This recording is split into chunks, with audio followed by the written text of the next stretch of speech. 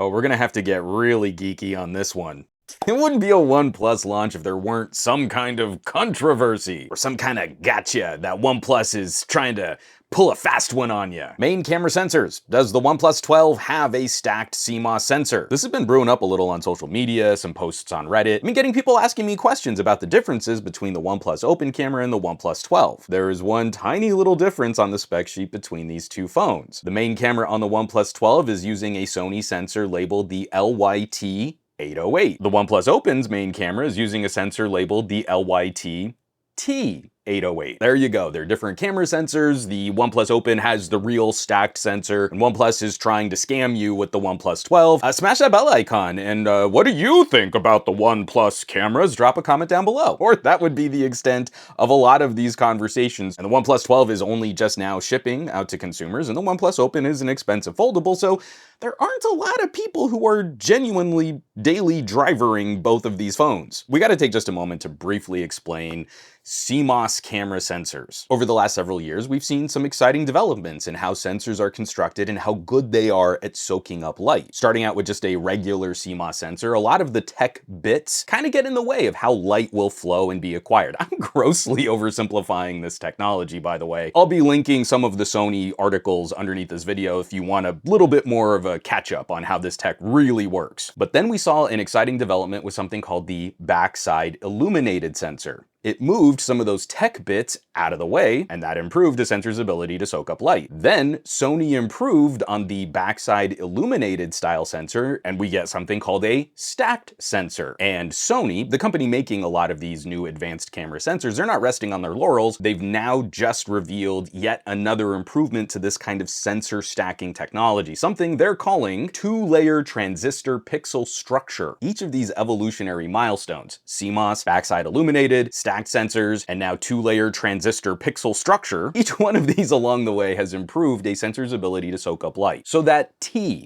the T808, seems to indicate that the OnePlus Open is utilizing this two-layer transistor tech. And that's where we're starting to see some of that concern, some of that controversy. OnePlus is delivering inequality. You would be totally correct in assuming that a T808 would be pretty similar to a non-T808. They're using the same numbers to describe cameras and performance. So having both of these phones, it's not terribly difficult just to set up a quick test shot. Now, if we just shoot full auto, put two phones side by side and push the button, we know there is so much computational photography and computational processing and all the AIs, it would be really easy in a software stack to just make the output look pretty similar. So we can try to sidestep that and just see if I shoot a raw file from this phone and a raw file from that phone, the claim is this has a betterer sensor, so shouldn't we see some kind of difference in exposure value or in noise? This is a very light test. I'm not claiming any kind of hardcore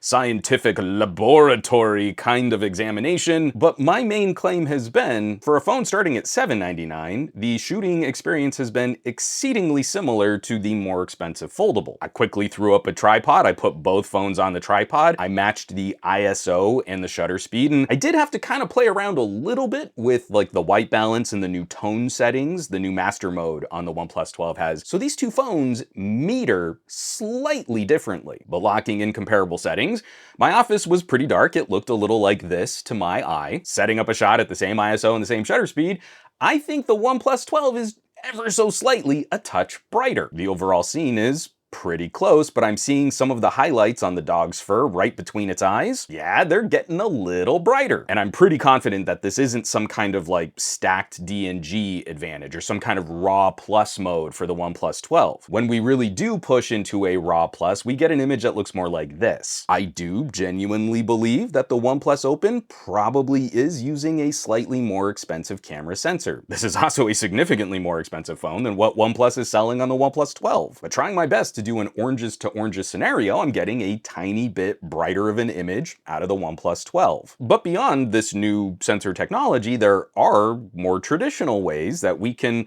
kind of brighten up an image. I could set a longer shutter speed, or I could use a higher ISO, but that's not what we saw here because I locked those in place. Well, what about using a slightly wider aperture? This is an f1.7, and this is an f1.6. And it seems that that slight difference in aperture is really all we need to do to close the gap in sensor technologies. There are so many more compromises inherent to building a foldable with the amount of depth and space that you have to work with. And if you've ever played with really expensive camera lenses, you know those lenses start getting bigger and bigger and bigger when you start having larger and larger and larger apertures. You need more glass to open up that iris. Sony and OnePlus both detailed the T808 as being a specific variant designed for foldables where these space constraints are a little bit more severe. But if you have a bit more space to play with and you don't have hinges and folding screen assemblies, the differences are close enough that you can make up that difference with just a slightly wider aperture. Well, maybe we're saving a bit more cash, and now we've got a phone that can properly undercut the prices of a Galaxy S24s and iPhone 15s. But at the end of this, we are still talking about stacked camera sensors. So many nerds have been focusing on just this language, two-layer transistor pixel structure. They're pointing to the articles that Sony has published while completely ignoring the entire lineup of this LYT camera series. Sony's going to be coming out with a whole range of different camera sensors and sizes. All of the LYT series